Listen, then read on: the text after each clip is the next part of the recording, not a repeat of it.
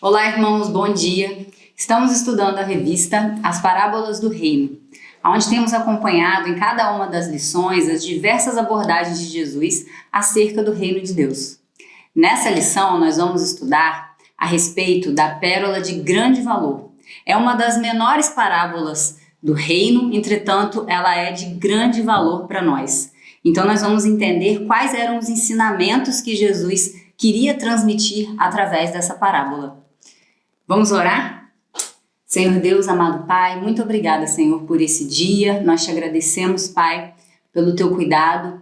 Nós te agradecemos porque o Senhor é bom, porque as suas misericórdias se renovam sobre nós todas as manhãs.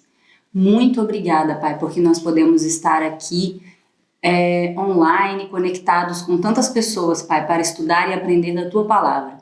Que o Senhor libere o nosso coração para recebê-la e que nós possamos ter a nossa vida edificada a partir desse ensinamento. Muito obrigada pela vida de cada um desses irmãos que está nos acompanhando, que o Senhor esteja cuidando de cada um deles, protegendo, cuidando de suas famílias e nos abençoando. É no precioso nome de Jesus que nós oramos. Amém. Então vamos dar início à nossa lição. Mas antes eu gostaria de dizer aos irmãos que ainda não tenham a revista que é só vocês fazerem o download do arquivo em PDF no site da igreja, tá joia? pibpadua.com. Ou então solicitar que algum irmão envie para vocês por WhatsApp, tá? Então vamos lá, tópico 1, é chegado o reino dos céus. A gente, quando está estudando a palavra de Deus, vai perceber que a palavra reino aparece em diversas passagens, desde o Antigo Testamento até o Novo Testamento. A gente vê no livro dos Salmos muitas vezes a palavra reino e uma passagem muito conhecida no livro de Êxodo, capítulo 19, quando Deus se refere ao seu povo como reino de sacerdotes e nação santa. Já no Evangelho de Mateus a palavra reino aparece em torno de 50 vezes. A gente vai ver que, na verdade, essa é uma das definições do ministério de Jesus. Jesus vem para o estabelecimento do reino dele, por isso tantas citações a respeito do reino no Evangelho de Mateus. Mas qual seria o significado dessa palavra reino? Se a gente fizer uma busca no dicionário, a gente vai encontrar os seguintes significados: estado ou país governado por um rei, a totalidade de súditos de um reino ou um local em que se exerce grande poder. Na verdade, o reino de Deus, ou o reino dos céus, como ele também pode ser chamado, não diz respeito a uma localidade, não diz respeito a uma área geográfica e também não diz respeito a um reino no céu, né? Então não é um reino que é no céu necessariamente. A palavra reino dos céus, ela é a contração da preposição de mais artigo definido os, e ela revela pra gente que a origem do reino é o céu. E nós podemos ver que o próprio Rei Jesus, como está escrito lá em Apocalipse capítulo 11, versículo 15, ele vem para inaugurar o seu reino aqui na terra.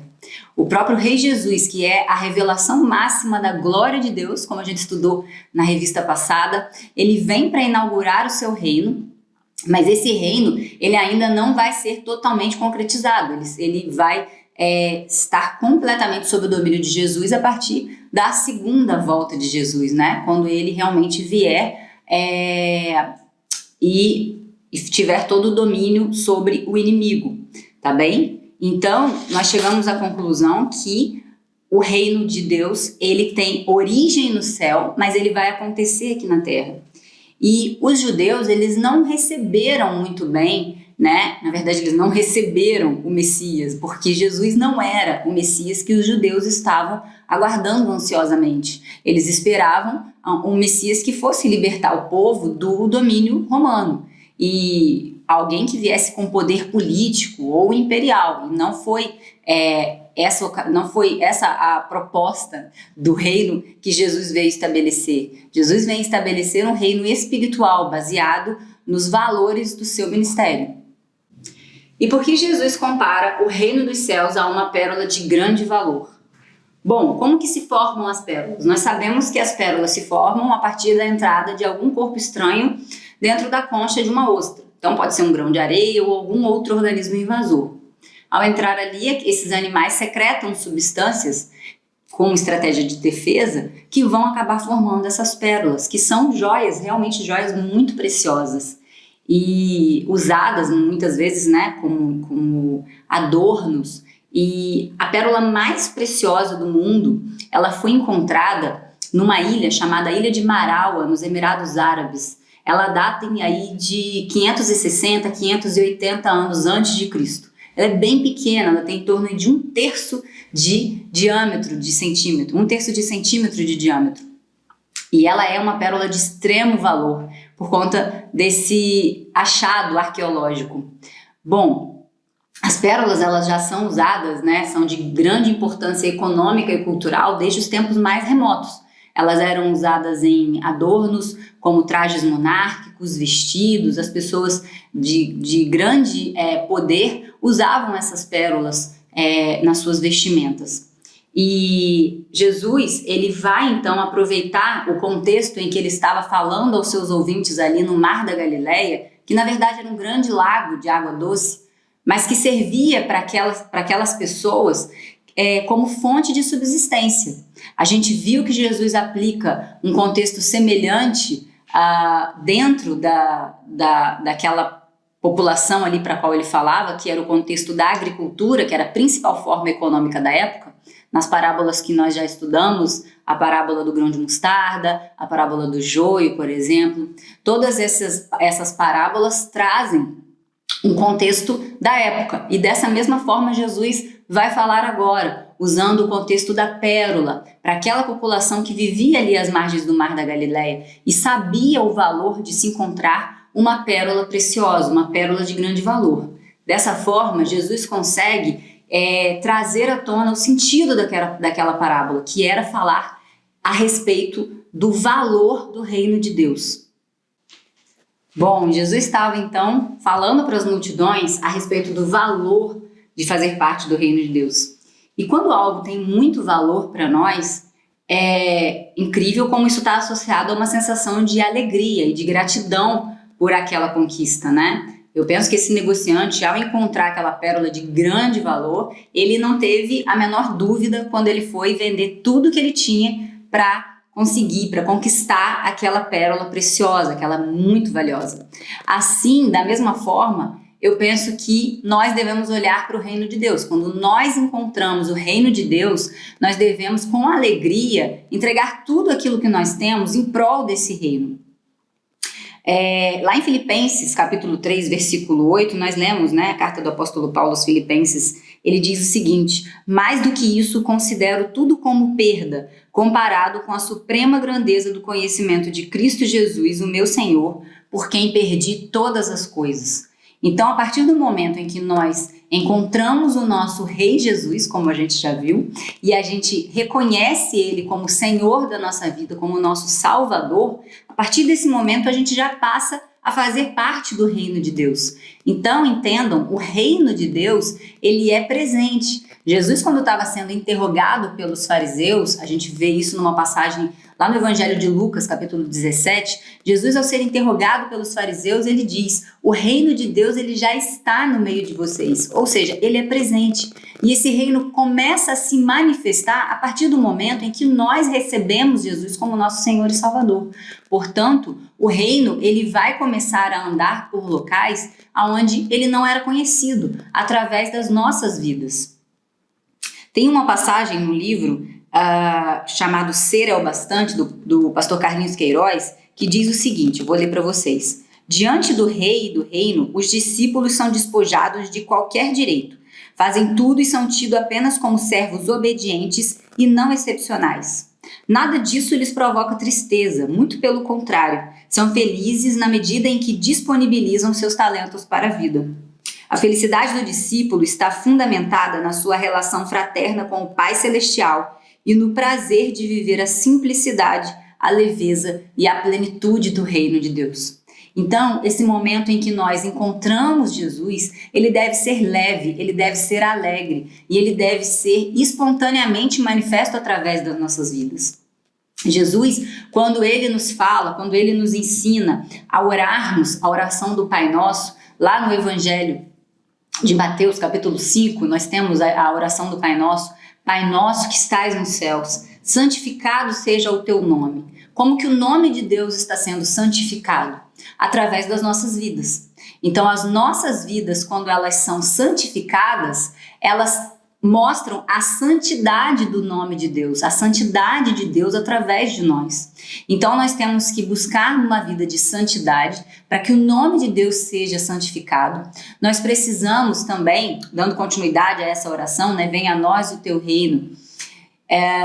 Jesus, ele espera que a gente busque pelo reino de Deus. O reino de Deus, ele pode ser explicado, então, dessas duas formas, né? No presente, como a gente viu, que é quando o reino, ele começa em nós a partir do momento em que a gente se encontra com ele, e também pode ser explicado por uma perspectiva futura, que é quando o Rei Jesus vai vir, né, no final dos tempos, para finalmente derrotar o inimigo, né? E assim ele vai ter o domínio total sobre todas as coisas. Então, a gente tem que clamar a Deus nessa oração do Pai Nosso, que na verdade muitas vezes se torna algo repetitivo. Muitas pessoas fazem disso uma reza, né? Sem compreender o real sentido, o real significado dela.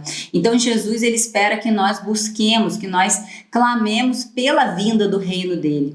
Para que o reino dele, então, se manifeste nos nossos corações, através dos nossos relacionamentos, através da forma como nós nos comportamos e somos vistos pelas pessoas, e também para que nós clamemos para que o reino dele possa se expandir por toda a terra, já numa perspectiva missionária. Então, lá no tópico 4 da nossa revista, a gente vai ver que a gente está sendo chamado para uma missão. Você existe para uma missão. E é exatamente isso. Quando você então recebeu Jesus como Senhor da sua vida, você entrou para o reino de Deus.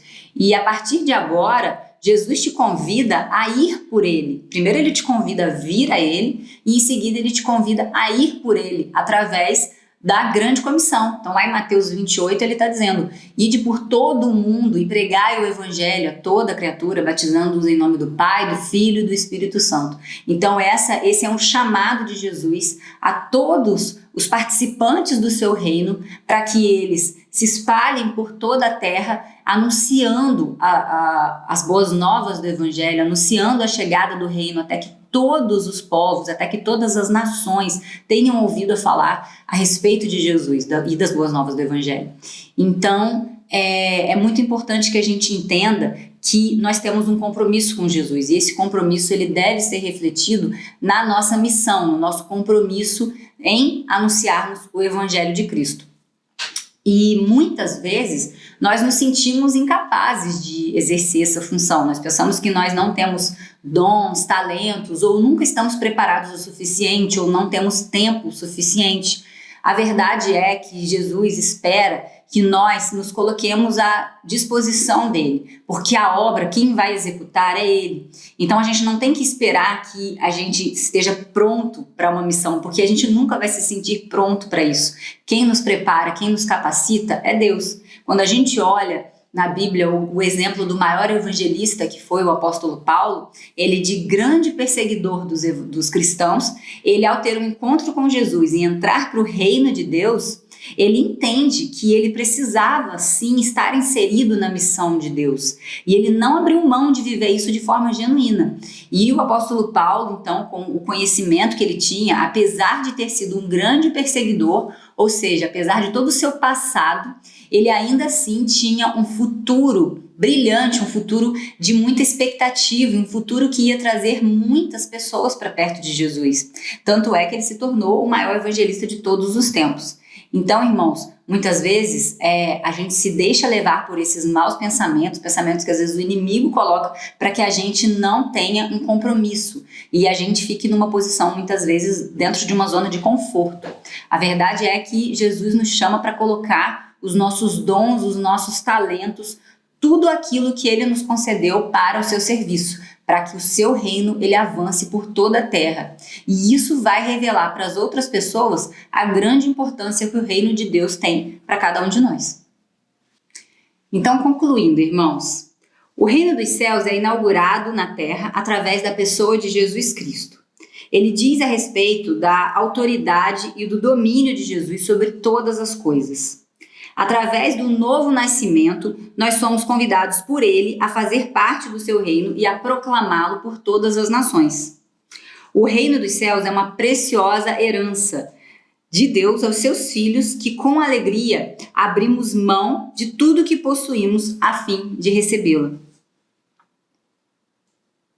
O cumprimento da missão de Deus é parte do propósito pelo qual nós fomos criados, que é a glória de Deus.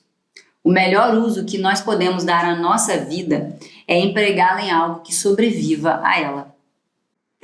Para pensar e agir, você entende o valor de fazer parte do reino de Deus? De que forma prática você pode demonstrar esse valor em sua vida? Então, irmãos, aqui nós concluímos a nossa lição. Vamos orar para que essa semente do Evangelho aí, né, seja plantada no nosso coração e que a gente possa, então, ter a nossa vida transformada a partir dessa nova perspectiva do reino de Deus. Senhor Jesus, nós queremos te agradecer, Senhor, por esse dia. Nós queremos te agradecer por essa palavra, pela tua palavra que é tão preciosa, Pai. Muito obrigada porque o Senhor nos convida a fazermos parte do teu reino. Muito obrigada porque o Senhor nos convida a dispersarmos o seu reino por toda a terra, até que todos os povos recebam a tua palavra, até que todos os povos te conheçam, Senhor. Nós clamamos pela vinda do teu reino, Pai. Nós queremos ter sede e buscar o avanço do teu reino. Ajuda-nos como igreja, Pai, a entendermos isso e a amarmos o teu reino e a termos sede pelo avanço dele. No nome precioso de Jesus nós oramos. Amém.